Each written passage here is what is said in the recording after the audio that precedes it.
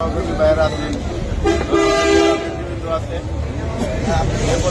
এখানে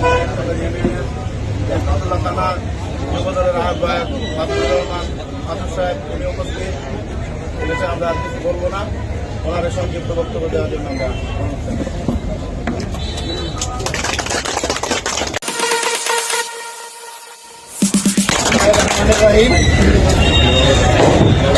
আজকে গণ অধিকার এবং শ্রমিক অধিকার থেকে আমাদের দেশের নেত্রী তিনবারের সাবেক প্রধানমন্ত্রী ডেমোক্রেসির মা বেগম খালেদা জিয়ার সুস্থতা কামনার জন্য এখানে বিলাস এবং দোয়ার আয়োজন করেছে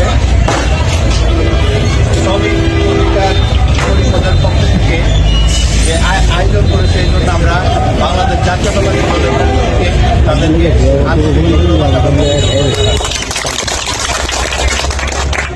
সাথী বন্ধুগণ, আমরা 17 বছর বিরোধী দলে যখন ছিলাম তখন সাবেক প্রধানমন্ত্রী ফ্যাসিস্ট সরকারের প্রধান আমাদের দেশনেত্রী বেগম খালেদা জিয়াকে দীর্ঘদিন জেলে বন্দী রেখেছে।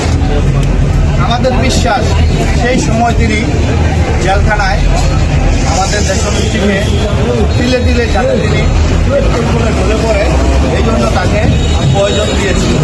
আজকে তিনি সুস্থ যতদিন ছিলেন তার মধ্যে উনি বেশিরভাগ সময় অসুস্থ হয়ে হাসপাতালে ছিলেন। জেল থেকে বের হওয়ার পর থেকে তিনি অসুস্থ। ধরে নিতে হবে শেখ হাসিনা খালেদা জিয়াকে বাড়ার উদ্দেশ্যে জেলখানায় রেখেছে।